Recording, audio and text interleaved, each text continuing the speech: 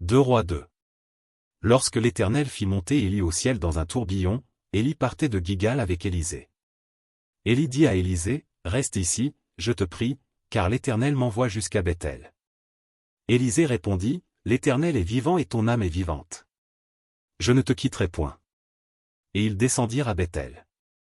Les fils des prophètes qui étaient à Béthel sortirent vers Élisée, et lui dirent, « Sais-tu que l'Éternel enlève aujourd'hui ton maître au-dessus de ta tête ?»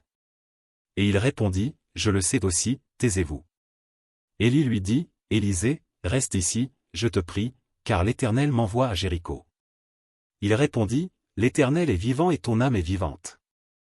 Je ne te quitterai point. » Et ils arrivèrent à Jéricho.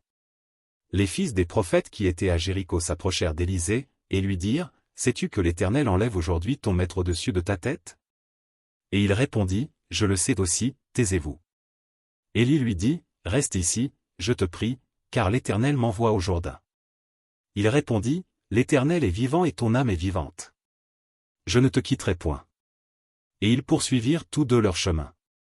50 hommes d'entre les fils des prophètes arrivèrent et s'arrêtèrent à distance vis-à-vis, et eux deux s'arrêtèrent au bord du Jourdain.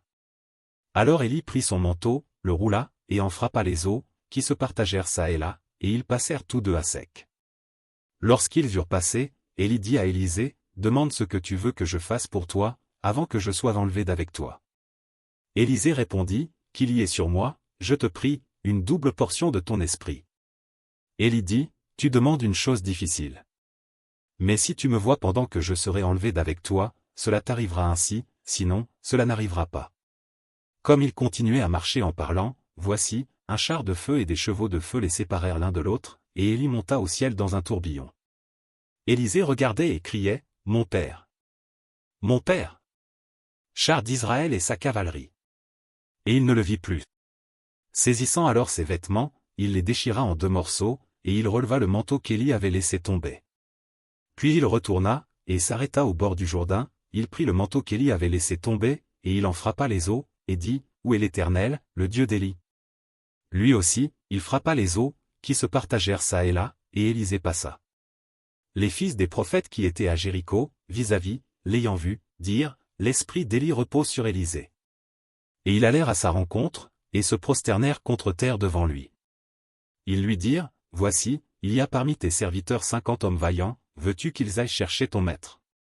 Peut-être que l'Esprit de l'Éternel l'a emporté et l'a jeté sur quelque montagne ou dans quelque vallée. » Il répondit, « Ne les envoyez pas. » Mais ils le pressèrent longtemps, et il dit, « Envoyez-les. » Ils envoyèrent les 50 hommes, qui cherchèrent Élie pendant 3 jours et ne le trouvèrent point. Lorsqu'ils furent de retour auprès d'Élisée, qui était à Jéricho, il leur dit, « Ne vous avais-je pas dit, n'allez pas ?» Les gens de la ville dirent à Élisée, « Voici, le séjour de la ville est bon, comme le voit mon Seigneur, mais les eaux sont mauvaises, et le pays est stérile. » Il dit, « Apportez-moi un plat neuf, et mettez du sel. » Et ils le lui apportèrent. Il alla vers la source des eaux, et il y jeta du sel, et dit, « Ainsi parle l'Éternel, j'assainis ces eaux, il n'en proviendra plus ni mort, ni stérilité. » Et les eaux furent assainies, jusqu'à ce jour, selon la parole qu'Élisée avait prononcée. Il monta de là à Béthel, et comme il cheminait à la montée, des petits garçons sortirent de la ville, et se moquèrent de lui. Ils lui disaient, « Monte, chauve! Monte, chauve !» Il se retourna pour les regarder, et il les maudit au nom de l'Éternel. Alors 2 ours sortirent de la forêt, et déchirèrent 42 de ses enfants. De là il alla sur la montagne du Carmel, d'où il retourna à Samarie.